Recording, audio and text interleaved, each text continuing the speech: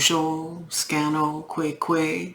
It's Catherine from Moonstarlodge, and I'm here with your new moon reading for May 30th through June the 5th. This month has gone so very quickly. So, as I like to do a reading about the new moon cycle, we are right smack in the middle. If this was a perfect year, in the beginning of the 6th moon cycle. So this was spring equinox, this will be summer solstice. We are still in the time that is dominated by Eagle and Archangel Uriel. It is the time of spring, it is the new moon in the new moon cycle. It's about mourning, selfhood, the physical part of us, and represents the earth. Now this new moon of Storyteller begins on May 30th at 7:30 in the morning.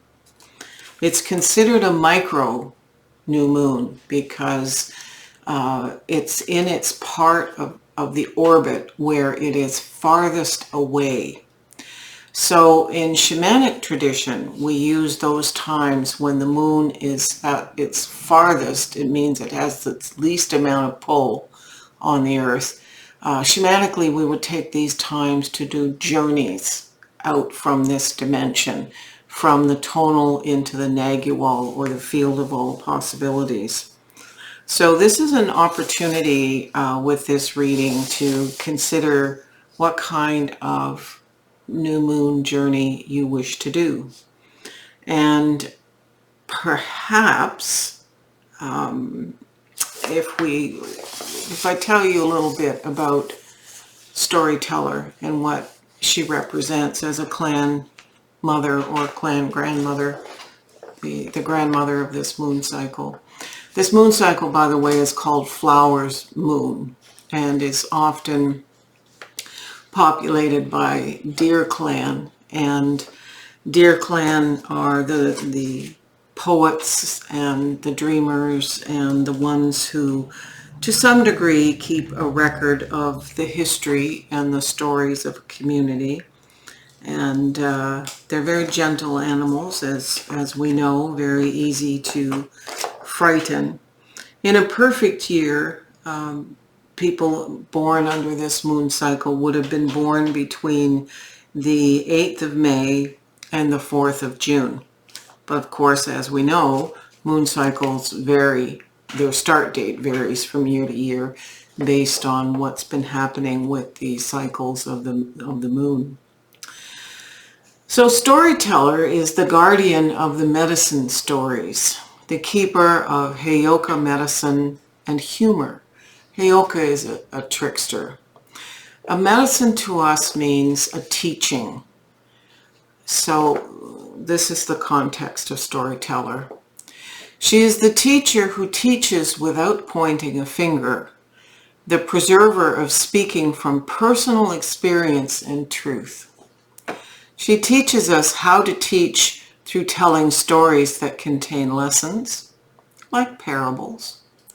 How to balance the sacredness with irreverence using humor creatively. How to speak from our experience without judging others or being self-righteous. How to be a student in life as well as the teacher, preserving the wisdom gained.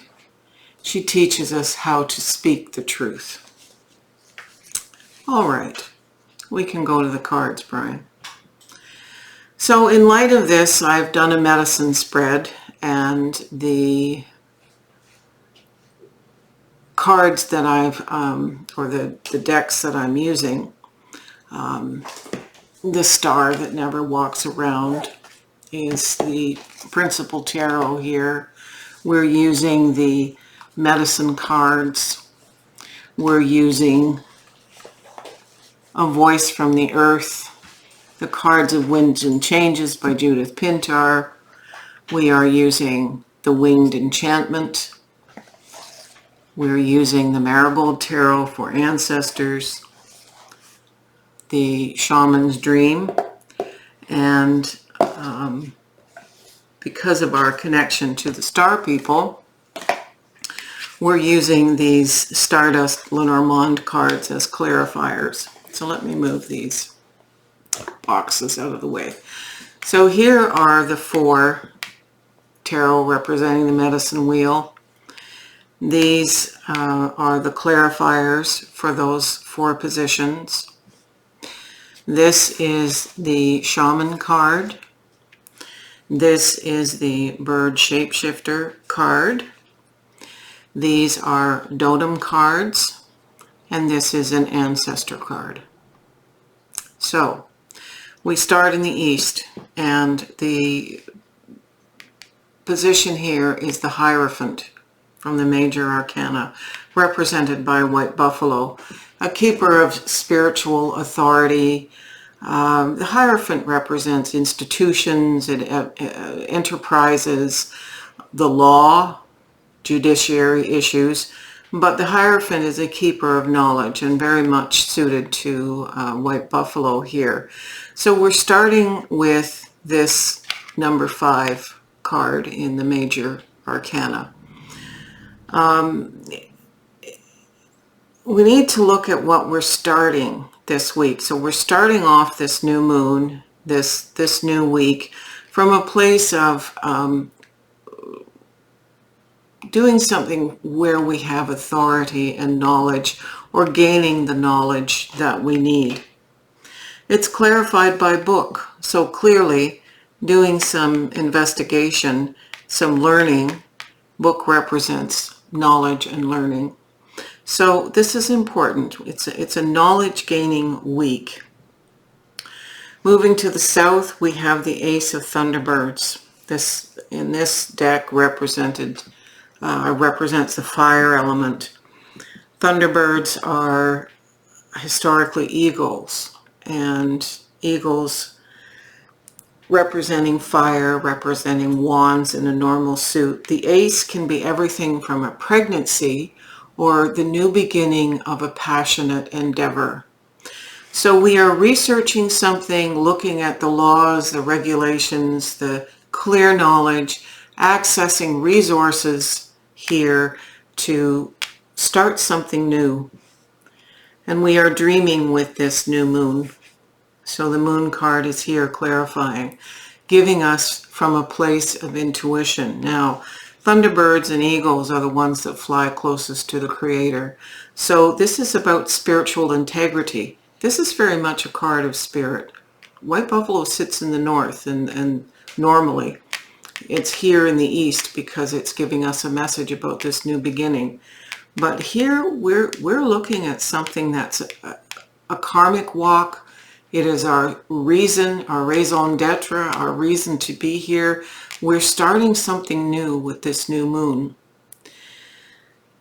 Moving to the west position, we have the 4 of butterflies, which is the 4 of air. Or in a regular deck, it would be the 4 of swords. So this is about taking some time to rest and really work on what we're creating here. It's clarified by letter, so it's receiving news. It can be an email. It doesn't have to be an actual letter. We're either receiving news or creating something that's written. So this is in alignment again with this purpose. When we get to the north position of the wheel, we have the 8 of frogs, or the 8 of cups, 8 of water. It's self-discovery. Self-discovery is advancement here. This is an advancement in our intuitive, emotional self. It may take us in a new direction. So I think that this new direction is here. It's already in the cards. Where I see it going is we've got the clarity now. We've got all the background information, and now we've got the clarity to make this advanced direction. And it's interesting to me that it's clarified by dragon. Dragon in this deck is another fire symbol. It's a passionate symbol of connection. We don't know where the dragons are. They exist in the shamanic elements, the dream time, as we call it. So I'm very curious to see from the imaginal realms what we are co-creating with Storyteller. What I want to do, I think, is go here to the Shaman's card. It's Me Talks, repairing the body, mind, and spirit. So the shamans are really addressing this card to a degree because this is a rest period. This is getting us ready to do this incredible new direction, this new journey that all this research is taking us into. So it's very much about not just getting the intellectual knowledge and getting the background information, but getting us physically ready to do this new endeavor. Two of the totems are mouse, and mouse is focus, pay attention, handle one thing at a time, and honor your perceptions. So that's mouse. And armadillo, respect your sacred space, drop hesitations and banish abuse, use proper boundaries, and thrive. Very important. You want to be able to protect what you're creating and make sure you're coming at it from the way of relationship. So we have these two cards remaining. The ancestors here, and I haven't pulled the Judith Pintar cards yet, and I will. I will right now. Nope, wrong cards. Where'd they go? I don't have a lot of room on this table, so I'm trying to find them here. Here we go. Move the coffee, get the cards. So, I want to bring your attention to the star. This is from the ancestors. The ancestors are telling us they are listening to our hopes and dreams. They are listening to what we need to advance. So we need to do some sort of ritual. That solidifies for me where we're going with ritual, to include the ancestors in this storyteller journey. Let me just pick a card here. So we have Earth,